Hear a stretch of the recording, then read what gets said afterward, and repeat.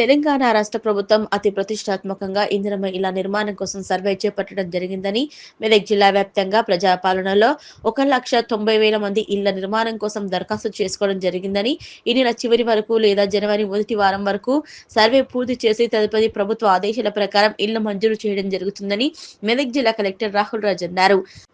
చిన్నశంకరంపేట మండలంలోని టి మందాపూర్ గ్రామంలో ఎంపీడీఓ దామోదర్ ఆధ్వర్యంలో నిర్వహిస్తున్న ఇందిరమ్మ ఇళ్ల సర్వేను మెదక్ జిల్లా కలెక్టర్ ఆకస్మికంగా తనిఖీ చేశారు.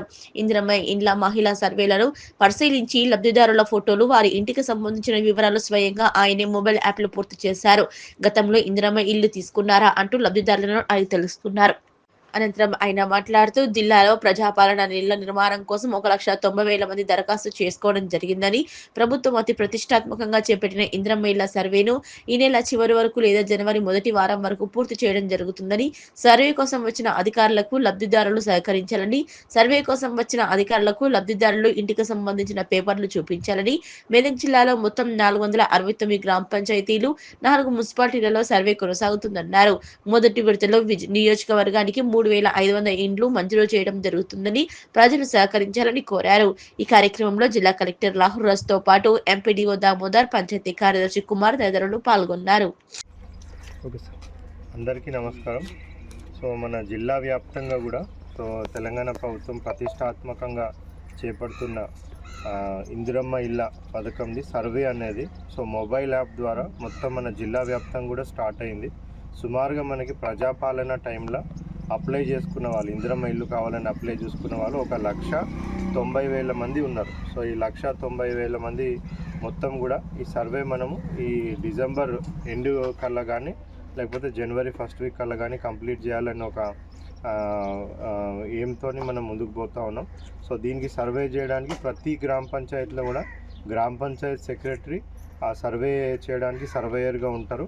అదేవిధంగా మున్సిపాలిటీలో ఆ వార్డ్ ఆఫీసర్ కానివ్వండి, బిల్ కలెక్టర్ కానివ్వండి, లేకపోతే municipal staff, junior assistant level officer ఎవరినో ఒకరిని ప్రతి ఒక్క వార్డ్కి కూడా మనము పెట్టడం జరిగింది.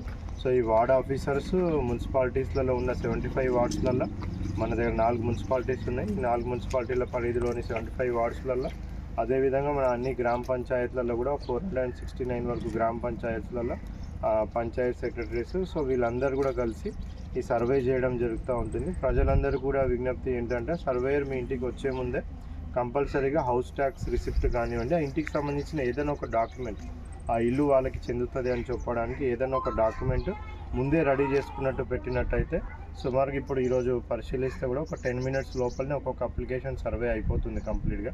యాప్ కూడా చాలా ఈజీగా ఉంది. ముందే డాక్యుమెంట్స్ రెడీగా పెట్టుకుంటే తొందరగా మనం కంప్లీట్ చేసుకోవడానికి అవుతుంది. ఈ సర్వే మొత్తం కంప్లీట్ అయిపోయినాక ప్రభుత్వం ఇచ్చిన గైడ్లైన్స్ ప్రకారంగా సుమారుగా ప్రతి నియోజకవర్గానికి ఒక 3,500 ఇల్లు మనము ఈ ఇయర్కి ఫస్ట్ ఫేజ్ కింద మనం శాంక్షన్ చేసుకొని దాన్ని గ్రౌండ్ చేయడం జరుగుతుంది. ఈ ప్రాసెస్ అనేది నిరంతర ప్రక్రియ. వన్స్ ఈ సర్వే మొత్తం అయిపోయినాక ఫస్ట్ ఫేజ్లో పూరెస్ట్ ఆఫ్ ద పూర్ వాళ్ళని సెలెక్ట్ చేసి వాళ్ళని ఎంపిక చేసుకోవడం, మళ్ళీ ఇయర్ కూడా మనం ఇట్లా చేసుకుంటూ పోవడం జరుగుతుంది. ప్రజలందరూ కూడా ఈ సర్వేకి సహకరించినట్టయితే అతి త్వరలో జనవరిలో మనము ఈ అన్నీ కూడా శాంక్షన్స్ ఇచ్చుకోవడము, అతి త్వరలో ఇవన్నీ కూడా గ్రౌండ్ చేసుకొని కంప్లీట్ చేసుకోవడం కూడా జరుగుతుంది.